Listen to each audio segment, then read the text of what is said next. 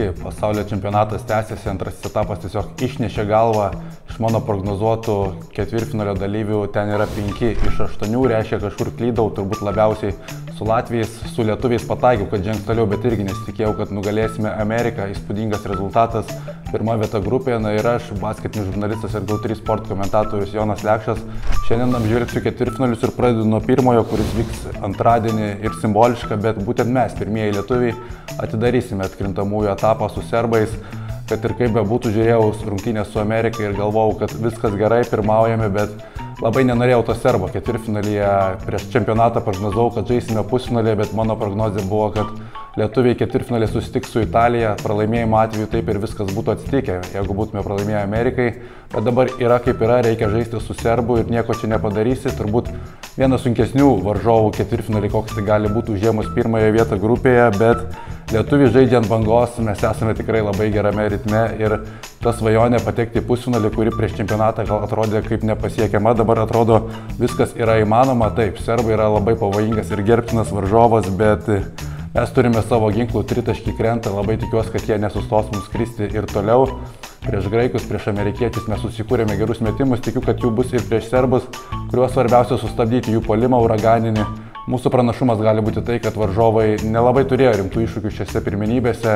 Taip, vienas mačas su Italija ir iš karto pasimatė, kad Svetislavas Pešičius supanikavo.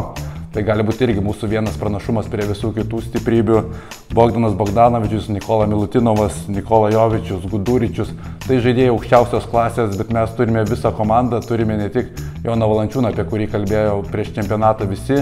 Turime žaidėjus tokius kaip Vaidas Karneckas, kuris sugeba iššauti ir tikiuosi, kad bus vėl padarytas serbiškas čevapik, eisime toliau į pusfinalį, nugalėję Serbiją. Mano širdis sako, kad Lietuva žais pusfinalį, kaip ir sakiau, prieš pat pirmenybės.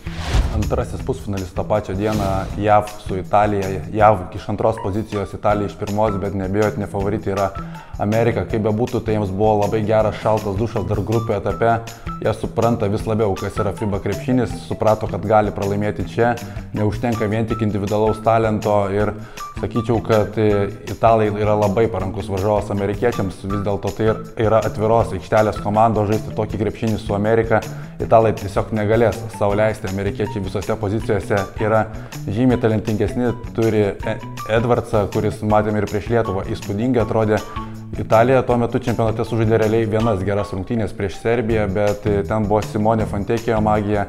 Vieno žaidėjo prieš amerikiečius tikrai neužteks, jie neturi kažkokio stipraus vidurio puolėjo, žaidžia daugiausiai su ketvirtų numeriu Nikola Meli, 5 pozicijoje, tad prieš amerikiečius matome, kad sėkmingos yra tos komandos, kurios turi vidurio puolėjo baudos aikštelę, kuris pritraukia gynybas, pritraukia pagalbas ir taip išlaisvina kraštus, tad manau, kad amerikiečiai turėtų nesunkiai žengti į pusfinalį. Trečiadienis prasidės dvikova tarp Vokietijos ir Latvijos. Čia sakyčiau didžiulė sensacija, kad matome latvius čia. Galime prognozuoti vieną, bet Latvija iš karto paneigs tas prognozijas. Iš pradžių nugalėta Prancūzija, vėliau eliminuotos Ispanija ir Brazilija. Antrame etape broliai Latvijai iškovojo abi pergalės ir tikrai, jeigu sakiau, kad Lietuva yra didžiulė komanda ir jų stiprybė yra komandiškumas, tai Latvija nie per kur neatsilieka, žaidžia visi, mėgaujasi krepšiniu, daug ekstra perdavimų. Žagaras atrodo tikrai nuostabiai šiame čempionate. Nėra tai tikrai vieno Bertanio ir Rolando Šmito komanda ir kiekvienose rungtynėse iššauna vis kitas žmogus, bet dėja ketvirtfinalyje Latvių laukia, manyčiau, stipriausia čempionato komanda Vokietija, bent jau jinai atrodo šiandien taip ant popieriaus. Galima sakyti, ir Lietuva galima į tą lentyną dėti taip, kaip atrodė pirmosiuose dviejose etapuose, ką sako ir rezultatas, pergalių ir pralaimėjimų balansas, vienintelė Lietuva ir Vokietija dar nepralaimėjusios čempionate. Matėme mače su Slovėnija, sugebėjo Denisas Šrioderis dar pirmame kėlinyje sukonfliktuoti su vyr treneriu Gordy Herbertu, atsilikinėjo vokiečiai 14 taškų, bet ką pradėjo išdarinėti nuo antro kėlinio, pamatėme tikrą Vokietijos potencialą. Ketvirtfinalį turėtų grįžti ant parketo ir Francas Wagneris, atrodo Vokietija sunkiai palaužiamas varžovas bet kam. O Latvijai tikrai, bent jau ant popierių žiūrint, nelabai ką gali pastatyti prieš uraganinį Vokietijos puolimą. Jie turi ginklų ir gynyboje, taip kad manau, kad Latvių pasaka baigsis ketvirtfinalį ir jie kovos dėl 5-8 vietų. Ketvirtfinalį užbaigsime tarp Kanados ir Slovėnijos. Pastarųjų patekimas į atkrintamąsias mane asmeniškai labai nustebino, bet tikrai nuvertinau Luka Dončiaus komandos draugus. Mače su Australija jie įrodė, kad šita komanda nėra Tik Luka Dončičius yra Maikas Taubė, yra Klemenas Prepeličius ir vis dar atsiranda kiti krepšininkai, kurie gali save kartais įjungti į rungtynes.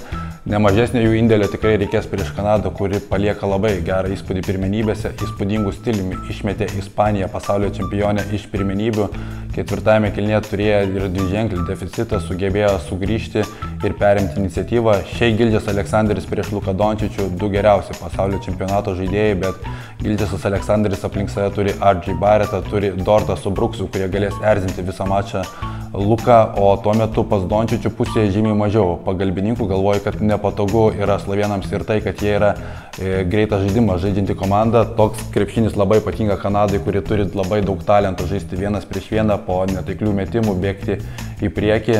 Mano prognozė, kad pergalė vis tiek iškovos Kanada ir čia galime tikėtis rezultatyvių rungtynių. 5 dublis. Iš tikrųjų 3, bet šiandien dienai tiek. Tikėkime, kad iš tų 4 mano prognozių ketvirtfinalių bent viena bus teisinga ir ta vienintelė bus pirmasis prognozuotas ketvirtfinalis. Labai tikiu, kad Lietuvą pamatysime pusfinalėje ir su šypsenomis sėdėsime kitoje laidoje čia. Nepamirškite prenumeruoti ir iki kito karto.